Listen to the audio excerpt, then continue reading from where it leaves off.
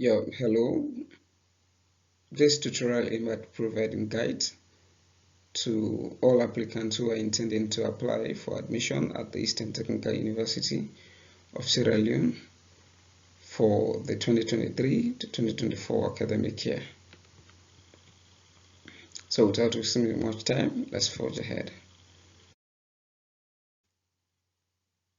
This tutorial is recorded by Joseph Kotu, Department of Information Technology and Computer Science at the Eastern Technical University of Sierra Leone. So let's start. Items required for this process.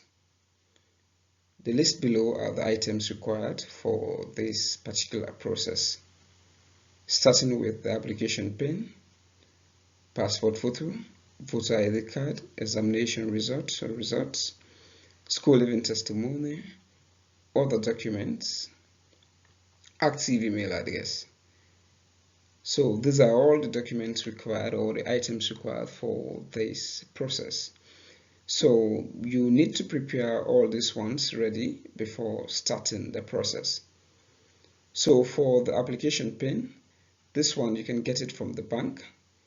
This is where you have to go and pay 400 leones so that you can get the application pin at one of the three banks, Sierra Leone Commercial Bank, Rokel Commercial Bank, or Zenith Bank.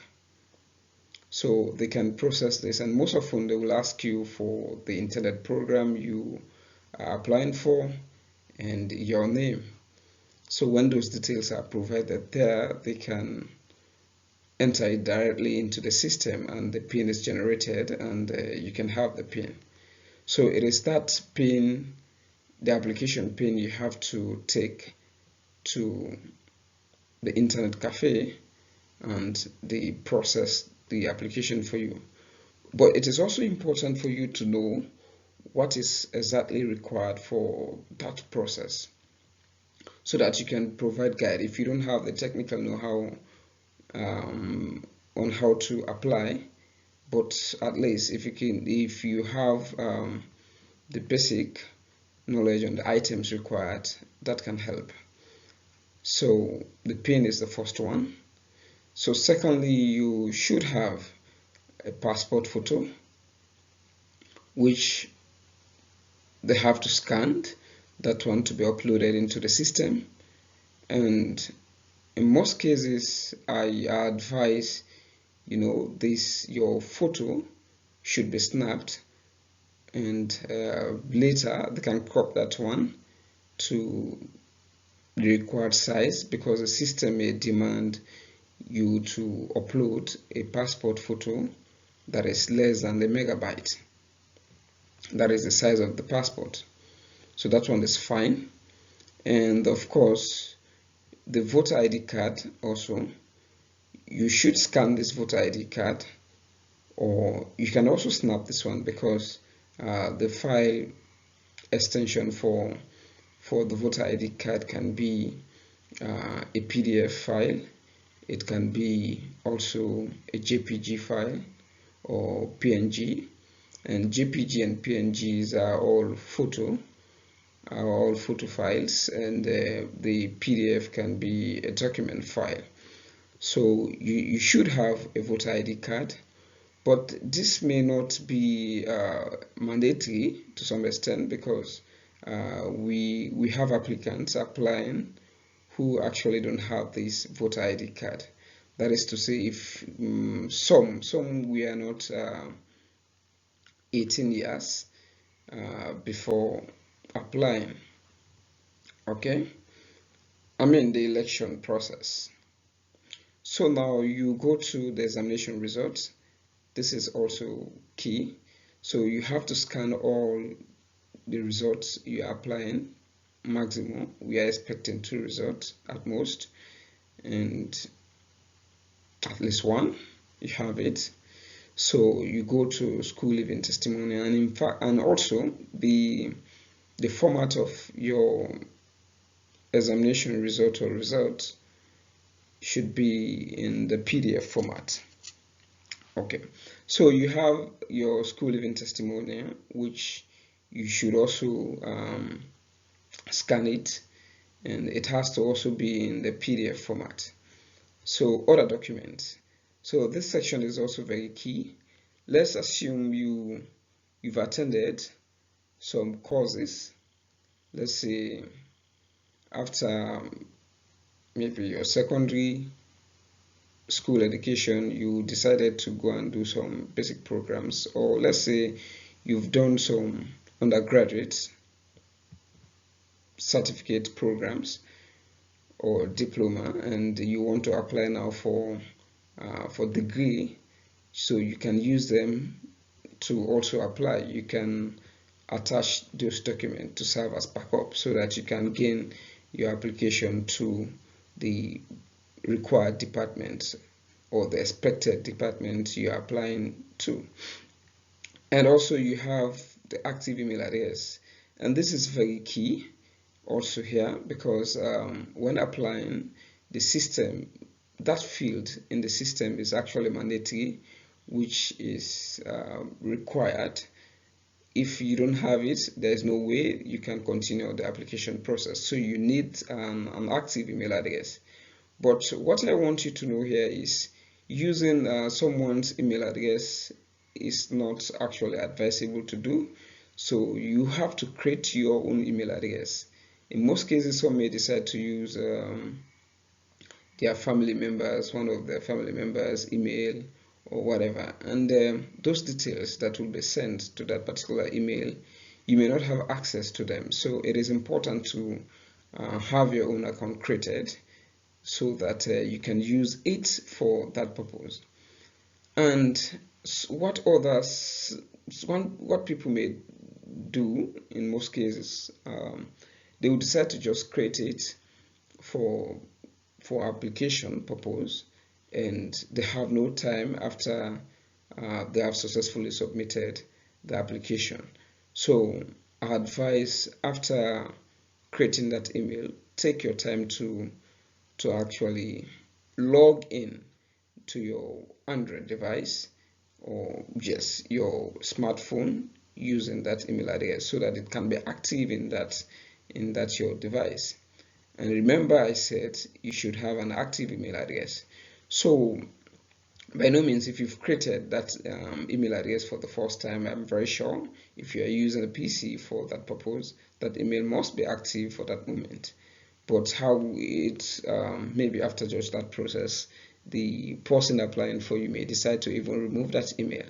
So you may lose a lot, because if details are provided, are sent to that particular email address, you may not know. So it is important to, just after creating the email address, try to log into your smartphone and let it be active in that phone, because the token pin,